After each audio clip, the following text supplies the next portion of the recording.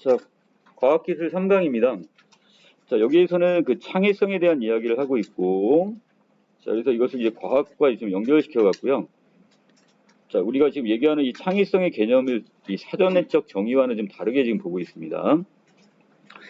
자, 가시면 표준 국어 대사전은 이 창의성을 새로운 것을 생각해내는 특성, 이렇게 단순하게 정의하고 있지만, 자, 실제적으로 이 창의성이란 말은 자, 여러 가지 인지적, 또 정서적, 의지적 요소가 결합된 특성이라고 보고 있네요. 자, 이 중에 창의성은 창조적인 직업군이라고 할 수 있는 자, 어떤 사람들, 자, 이 창의성이 많이 필요로 하는 직업들이 어떤 게 있대? 과학자나 작곡가, 여러 예술가들이 상당히 많네요. 자, 이런 사람들 어떤 창의성이 많이 요구가 될 거란 말이죠.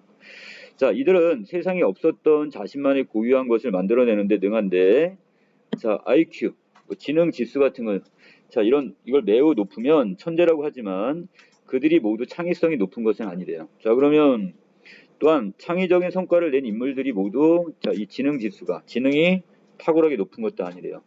자, 그렇다면 여기에서 지능과 창의성은 무조건 이것이 지능이 높다고 무조건 창의성이 높은 건 아니고 그렇게 관련성이 그렇게 크지 않다 이렇게 보내요 지금. 어느 정도는 도움이 되겠죠 창의성에. 하지만 그렇다고 해서 이게 어떤 절대적인 어떤 상관관계가 있는 것은 아니다 이렇게 얘기합니다. 그 밑에 오히려 학습 부진화가 창의적 성과를 낸 경우도 있다는 것은 그냥 하나의 예일 뿐이에요 이거는. 그러니까 학습 부진화라는 것은 지능 지수가 낮은 사람이 오히려 창의성을 발휘하는 경우도 있다고 그랬다. 그렇다고 해가지고서 학습 부진화들이 다 창의적인 인물이다 이건 아닙니다. 자, 밑으로 내려가시면 이 아인슈타인은 읽기와 산수의 학습 장애가 있었고, 자, 다인이라는 이 사람 학자도 언어 습득과 읽기에 장애가 있었지만 역사상 가장 창의적인 과학적 성과를 내놓았다고 얘기했어요. 자, 이 사람들 두 사람의 예를 들어서 자, 지능과 창의성은 상관관계가 없다. 이걸 지금 밝히고 있네요. 자, 또한 어떤 영역에서 뛰어난 능력을 가진 사람이 자, 모두 창의적인 것도 아니고요. 자, 그러면 창의성을 구성하는 여러 요소 중에 유창성과 의지력이 어떻게 뇌에서 발현되는지 검토해보자 이렇게 얘기했습니다. 자, 이걸 지금 제안했네. 자, 창의적인 사람은 보통 사람들이 보기에 별로 연관되어 있지 않은 개념 사이에서 자, 연관을 지금 발견하여 어떤 서로 상호적인 어떤 관련성을 발견하여 자, 여기서 새로운 발상을 잘한다는 점에서 인지적 유창성이 뛰어나다 이렇게 보고 있습니다. 자, 몰입이 필요한 어디 한 곳에 이렇게 골똘하는 것 이걸 우리는 몰입이라고 하죠. 몰입이 필요한 작업을 하는 사람들에게서 이러한 능력은 극도의 긴장 상태에서 사고할 때보다는 긴장을 풀고 쉬고 있을 때 어떤 이완 상태일 때 잘 드러난다고 얘기하고 있어요.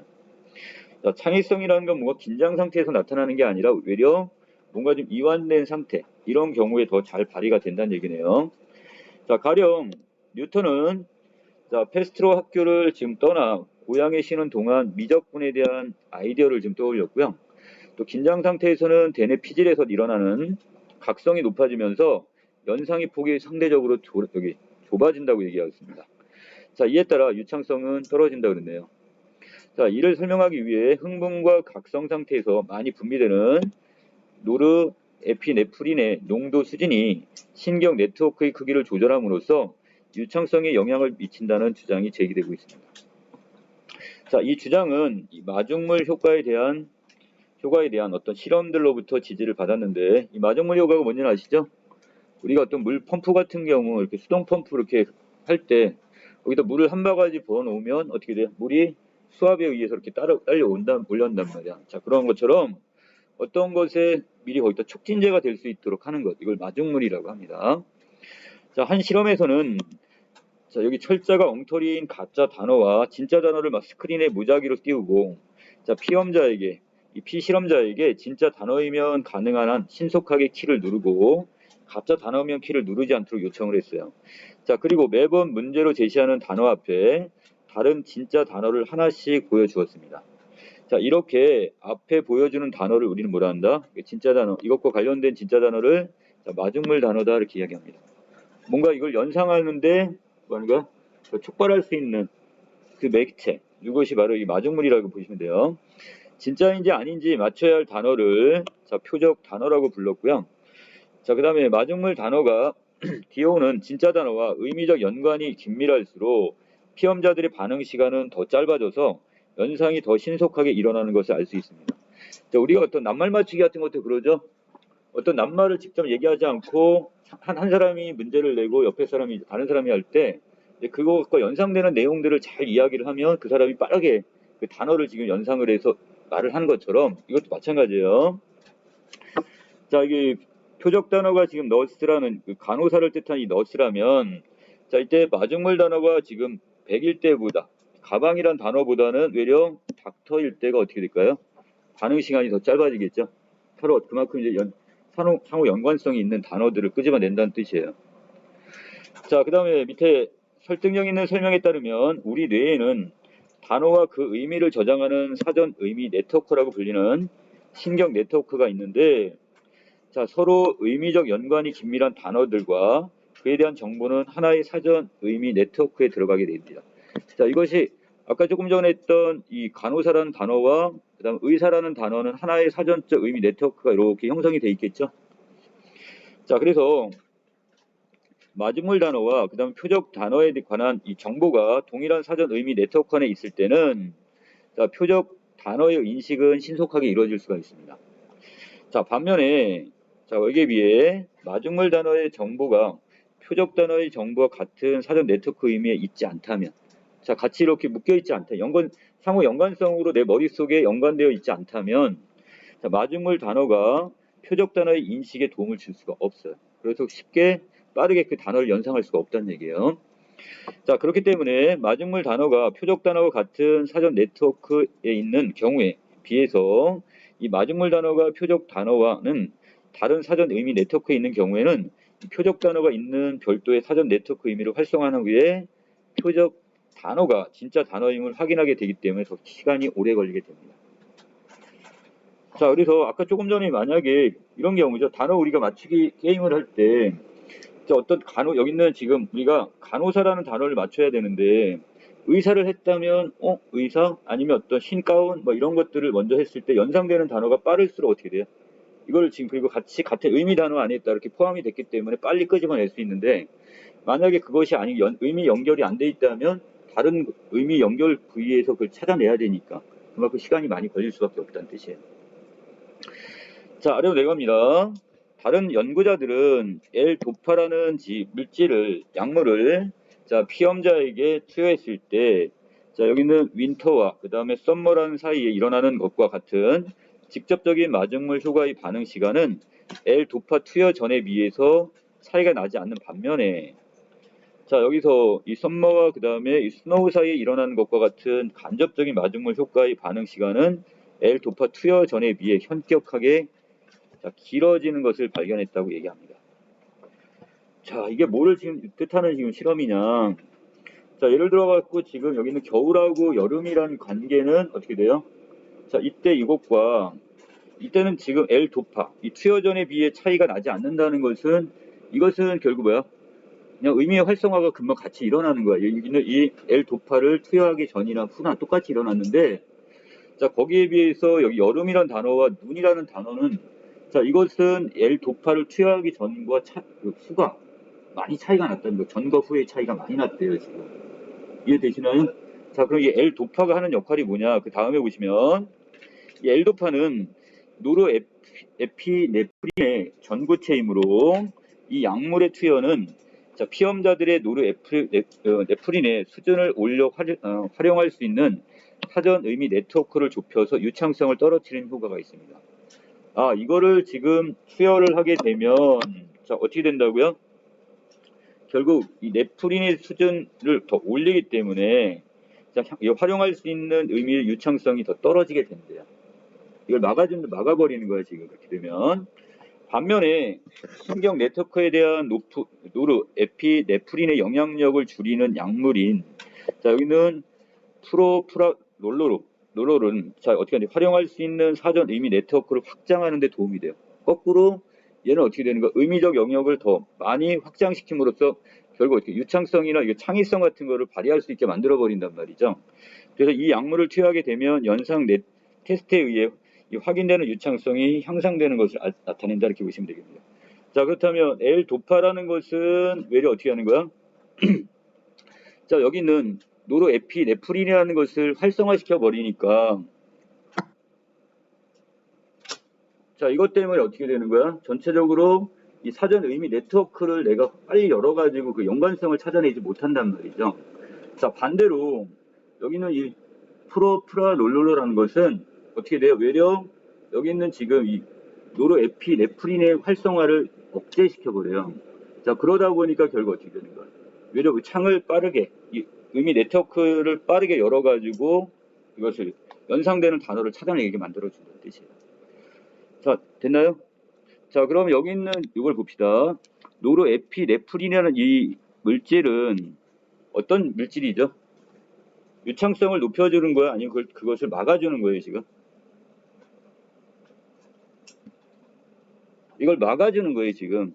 유창성이 발휘되지 못하게 하는 거야. 근데 이 L-도파민은 얘를 어때? 여기다가 쉽게 하면 휘발유에다가 불을 질러버리는 거와 똑같아요. 활성화되니까 결국 얘가 좀 막아줘 버리니까 유창성이 안 생겨나는데, 반대로 여기는 이 프로플라놀로라는 게는 거꾸로 얘를 억제시켜버려.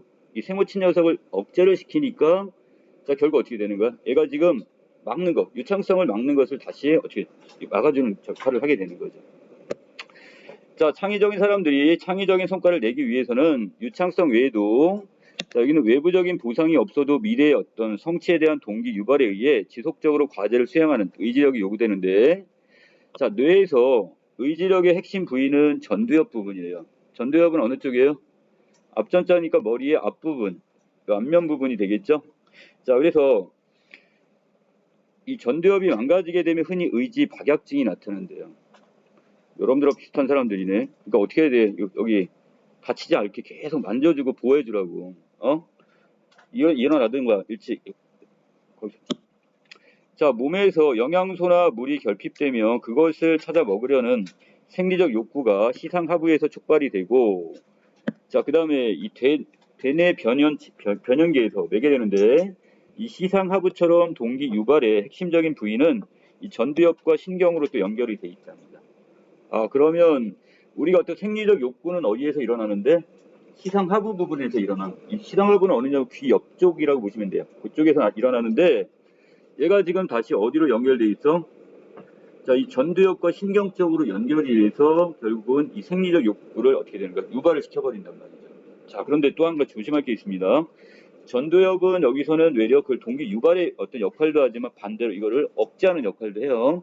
자, 밑으로 내려면 또한 다양한 욕구를 어떻게 충족시킬지에 대한 지식은 이 측두엽과 두정엽의 이 다중 양상 감각 연상 구역에 저장하게 되는데, 자, 이곳은 전두엽과 또 신경으로 연결돼 있대요. 자, 그러면 전두엽은 어디하고도 연결돼 있고 시상하부 쪽과도 연결이 됐고, 반대로 어느 쪽에서 여기는 아까 있던 여기는 측두엽과 두정엽 쪽하고도 이렇게 연결됨으로써, 자, 이것을 어떻게 되는 거? 어느 쪽에 한쪽에 이렇게 저장하는 역할도 하네요. 자, 그러면 그 밑에 온갖 욕구에 관련된 신체 내부의 정보는 이 전두엽에서 이러한 욕구를 어떻게 충족시킬지에 대한 지식과 융합이 되는데, 생리적 욕구와 달리 장기 목표를 이루려는 욕구는 복잡한 행동을 요구하게 됩니다. 자, 이런 종류의 욕구와 욕구를 충족시킬 행동에 관한 지식의 융합을 통해 전두엽은 목표 지향적 행동을 찾아가게 됩니다. 자, 그래서 이 전두엽이 장기 목표를 설정하게 된다면, 그럼 지금은 내가 어떤 걸 하고 싶어도, 야, 공부를 할 거냐, 아니면 지금 당장 밖에 나가 뛰어놀 거냐 할 때, 자, 지금 이것은 어떤 나름대로 놀고 싶은 욕망이나 이런 자고 싶은 욕망은 생리적 욕구니까 어떻게 되겠어? 바로 이것은 지금 이 전두엽에 전달이 되면, 시상하부에서 전달이 되면 바로 일어날 수 있는 건데, 자, 그런데 문제는 지금 이것이 어떻게 돼 있어요? 자, 이것이 장기 목표가 설정이 돼버렸다는 건, 안 돼. 지금은 자면 안 되고 공부를 해야 되겠구나. 자, 그렇다면 이것은 어떻게 돼? 욕구는, 생리적 욕구는 억제가 돼야 되는 거죠. 자, 이것도 바로 어디 전두엽 측에서 한단 말이야. 그래서 여기는 그것을 달성하기 위해 필요한 지식을 측두엽과 두정엽의 다중 양상 감각 연상구역으로부터 당장에는 쾌감을 가져다 주지 않더라도 장기적인 보상이 있는 활동을 수행하게 됩니다. 자, 그러므로 전두엽은 시상하부에서 촉발되는 생리적 욕구를 따르는 행동을 촉구하기도 하지만, 자, 이걸 행동을 유발하기도 이 전두엽이 관여를 하지만 어떤 때는 생리적 욕구를 억제하면서 이 생리적 욕구 충족과는 무관한 장기적인 목표를 이루기 위한 의지적 행동을 촉구하는 것. 그러니까 억제하는 역할을 하는 것도 바로 어디예요? 그리고 그것을 다른 쪽에다 기억을 해놓게 만든단 말이야. 자, 이것도 전두엽의 역할이 되는 거죠. 자, 참신한 아이디어가 구체적인 성과로 나타나기 전까지 전두엽은 외적 보상이 없을 때에도 내적 동기에 추동되어 지속적 활동을 이어가게 된다고 했으니까. 자, 그래서 이 창의적인 활동과 관련된 부분이 바로 뭐가 되는 거고, 바로 여기는 전두엽 부분이 되는 거고, 이 전두엽은 결국 어떤 것을 어떤 욕망이나 이런 것들을, 생리적 욕구나 이런 것들을 발현하는 역할도 하지만 반대로 장기적인 목표를 위해서 이것을 어떻게 한다? 이것을 억제하는 역할도 같이 동시에 수반한다. 이렇게 보시면 되겠습니다. 자, 여기까지 내용 좀 마칠게요.